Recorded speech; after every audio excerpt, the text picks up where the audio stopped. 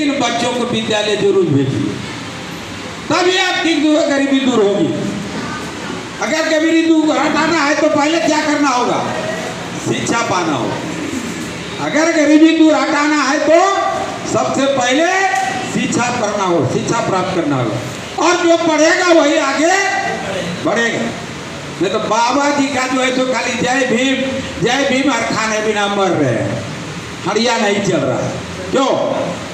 क्यों नहीं चल रहा? अगला कैसे चल रहा है? वो कहाँ ज्यादा पढ़ा हुआ है, उसकी क्या स्थिति है? इस मनुवादी की व्यवस्था की बात आप करते हैं, अब रात दिन उसी के पीछे में लगे हुए रहते हैं। वो कितना साफ सुथरा रहता है और उसके बच्चे किसे स्कूल जाते हैं?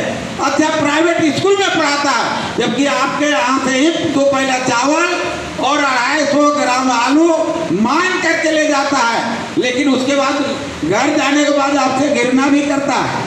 और अभी भी स्थिति ऐसी है, आप देख रहे हैं कि उत्तर प्रदेश में आज से 4 दिन पहले जो है सो अम्बेडकर की मूर्ति लगाया गया था, और गांव वालों ने प्रण किया था कि मूर्ति वहां लगाएंगे, लेकिन मानववादी की व्यवस्था लोगों ने उस मूर्ति के लगा हुआ को प्रशासन पुलिस के द्वारा तोड़ने का काम किया, और हमारे बहू बेटियों और माताएं सबको मार के दे फाड़ दिया। अभी भी है, समाप्त नहीं हुआ है, अभी भी आग है, भूसा में धुआं फेंक रहा है, कभी भी आग लग सकता है।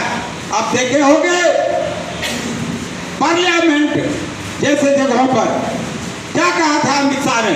अम्बेडकर अम्बेडकर अम्बेडकर, इतना जो आप नाम लेते हैं, अगर आप भगवान का नाम देते तो तार जाते, यही कहा था। आज वही सरकार सारे जगहों पर डॉक्टर भीमराव अम्बेडकर के जयंती मनाने के लिए पार्टी के सारे कार्यकर्ताओं को आदेश किया है कि बाबा साहब का जयंती मनाना है आपको। क्यों? इसलिए उन्होंने अपने आप को गलती महसूस किया। और यह गलती कैसे महसूस हुई? यह गलती महसूस हुई तब जब आपकी एकता उड़ी थी, आप एक बूझ में उसका विरोध किए, तब आपका बात को माना गया। संविधान जलाने की बात हुई थी, और संविधान जलाने की बात हुई थी, अगर आप चुपचाप आंख पर बांध करके बैठ जाते तो निश्चित रूप से आपके संविधान को जलाने का काम, संविधान को बदलने का काम, प्रक्रिया चालू हो जाता। लेकिन आप सड़क पर उतर करके, एक बार नहीं 2 बार उतर करके, और पूरा देश में एकता का परिचय दिए। परिणाम क्या हुआ? परिणाम क्या हुआ?